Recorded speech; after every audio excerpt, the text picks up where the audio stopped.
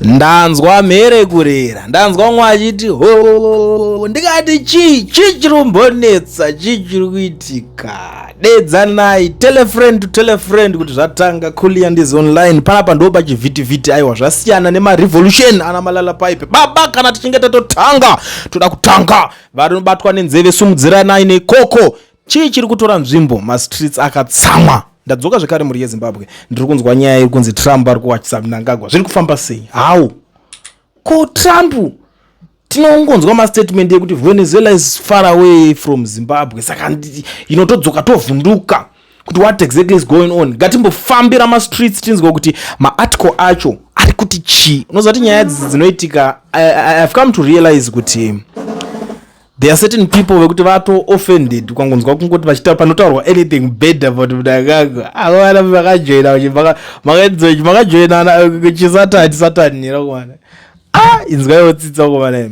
So the United States has sharply rejected claims by President Emmerson Mnangagwa's government that a proposed 365 million health funding agreement posed a threat to Zimbabwe, accusing Harare of misrepresenting an arrangement that would have provided critical support to the country's health sector over 5 years. The dispute centers on a proposed health memorandum of understanding that Zimbabwe declined to sign last year.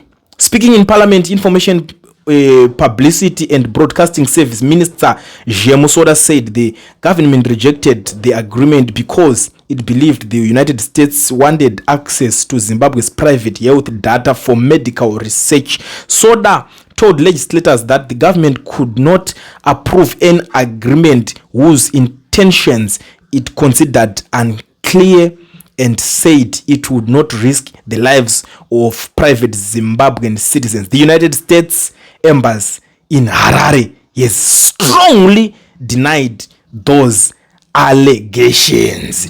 Ko zvinenge zvichada kutirambe chenda kumbereri. Azvichatodi kufumurana baba. Dzimweni dzenguva zvinodzoka zvonyadzisa. Amene kuti maminister vanenge vachiita nasei. Skiri neripo nderekuti vanhu vanenge vachibvunza ka even parliament meme kuti ko iwe chii chiri kumboitika panyaya dzehealth yedu. Takanzwa kuti makaramba kupuwa mari kubatsirwa nezvehealth nana Trump. Inyaya dzei ndo pakanzi aiwa vari kuda data rekuziva kuti health data kayo kuzvipatara kuti tine vanhu vakadai so kunana nhingi akazvarwa akadai so nhingi akadai that data. Saka ndo takanzi vakanyimwa iroro. Yewe panopisa apo. Zimbabwe kana muda kubvisa ZANU-PF papower maZimbabwe chero macitizens achikuda sei, vachikuvhotera sei,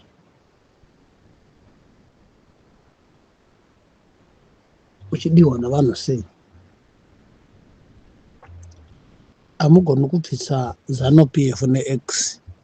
Ende shoko iri rakataurwa kule ndikatomboritaura, chero vamwe vanhu vakatomboritaura, chero vari muZANU-PF vakaritaura, vamwe vesocial media vakazvitaura, vanhu vakawanda vakazvitaura, zvikatoiswa pamubvunzo kuti mune chokwadi here chokuti ZANU-PF ingabviswa naChamisa neelection.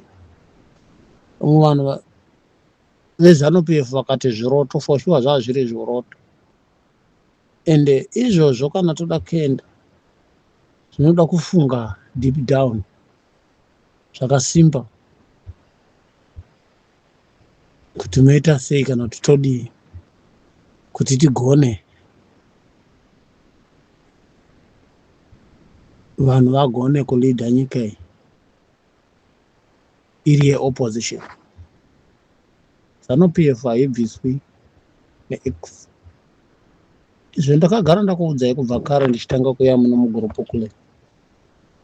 ZANU-PF haibviswi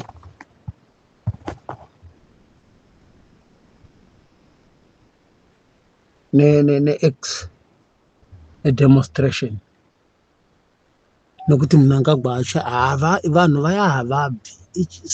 Igemu ravo kusvika matongozonyara mega kuti iye angozomukawo mangwana onzi iwewe uchakodzere kutonga nevamwe vake tesaningi.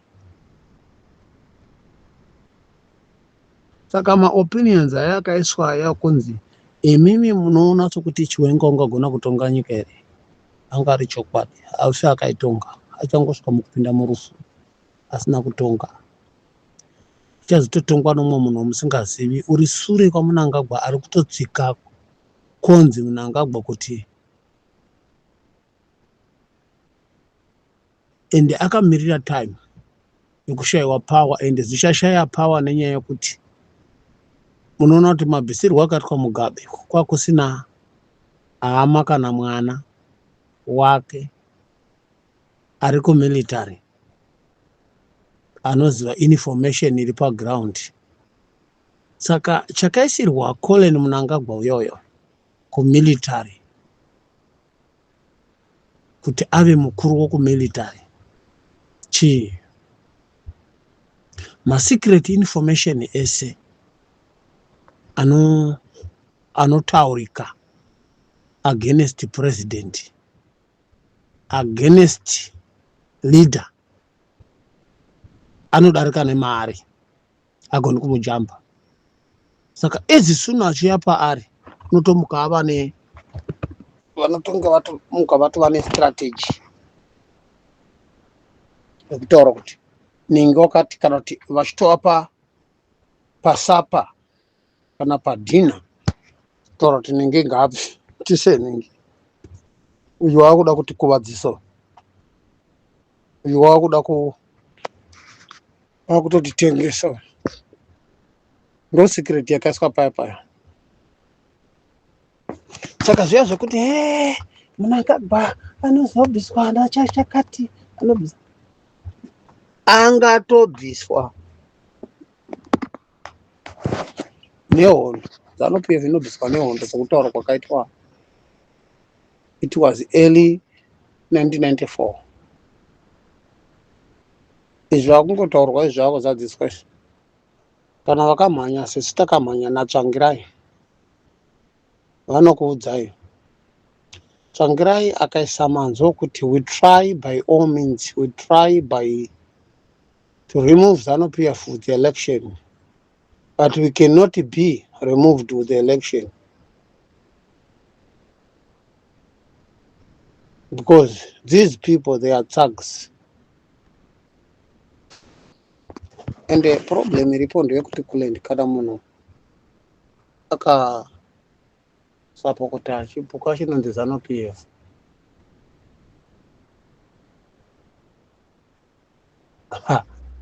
nyangwe makangwara sei baba mumubvisi enda mumugoni. Ona George Charamba kaya ana Nick Mangwana